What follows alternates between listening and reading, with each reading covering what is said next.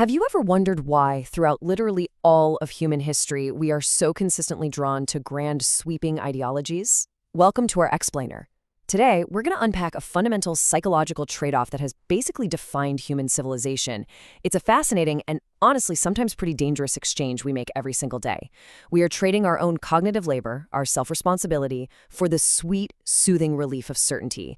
It's a dynamic that completely shapes our beliefs, our societies, and ultimately our own individual autonomy. Let's get right into it.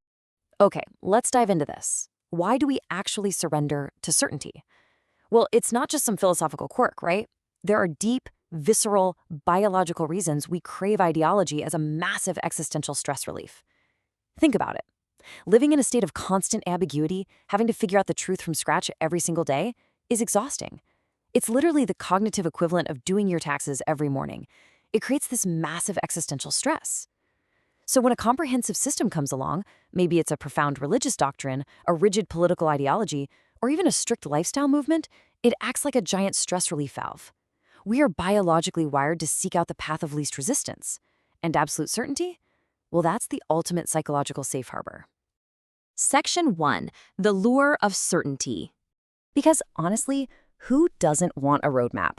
The siren song of certainty is so incredibly powerful precisely because it promises to take the heavy weight of the unknown right off our shoulders. So, let's look at exactly what we gain when we surrender. First off, we get the delegation of responsibility. When a system hands you all the answers and a fixed path to success, you get to delegate the highly stressful work of determining what's true. The anxiety of making your own personal moral choices, it just vanishes.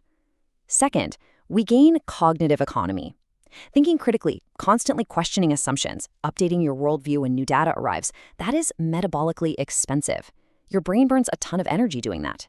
Ideology offers a shortcut. It's basically a prepackaged set of rules so your brain doesn't have to work so hard. And third, relief from consequence. If something goes wrong in your life, the fault can immediately be externalized. You can blame the system, the non-believers, the devil, fate, you name it. This gives you instant psychological relief from the heavy burden of facing the direct consequences of your own self-directed decisions. Section 2.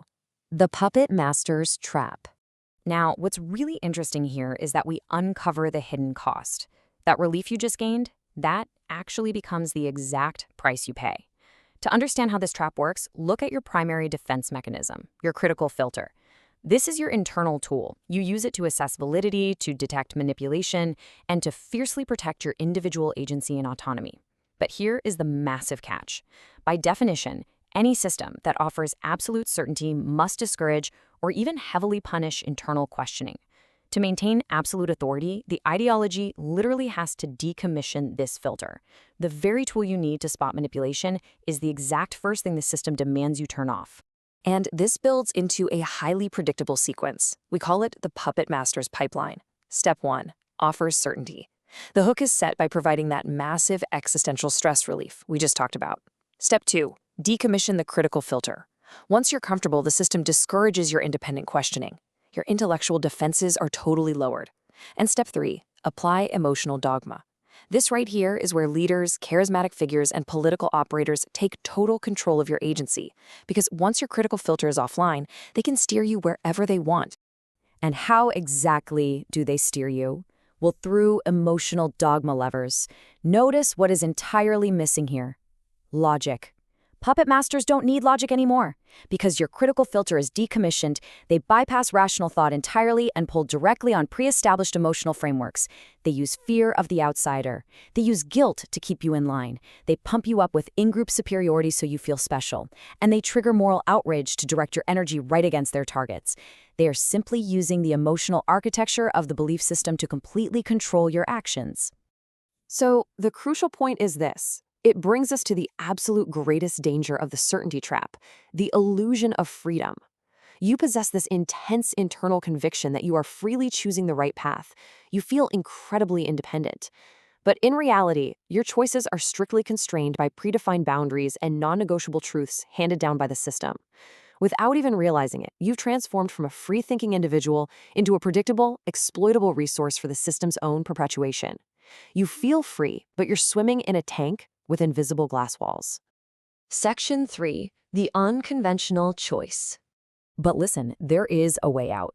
If you want to be a true critical thinker, a true biohacker of your own mind, you must courageously reject those easy answers.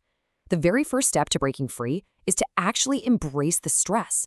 Remember earlier how we said thinking critically is metabolically expensive and stressful? Well, that stress isn't a bug in the system, it's a feature.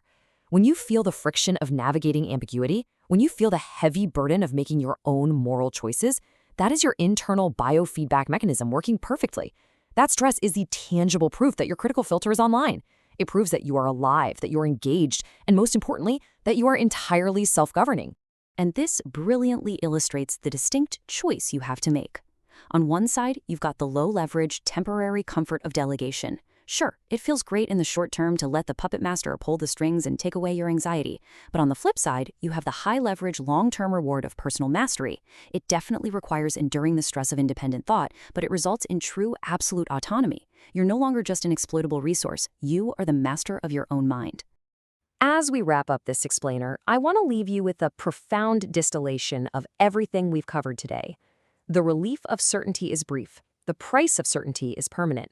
Next time you find yourself drawn to an ideology or a leader offering you absolute, unquestionable answers to life's complex problems, stop and ask yourself, what is the actual price of this relief? Are you really willing to trade your critical filter, your agency, and your intellectual freedom just for a temporary reprieve from the stress of thinking? Take a moment to really let that sit. Thanks for joining me, and keep questioning everything.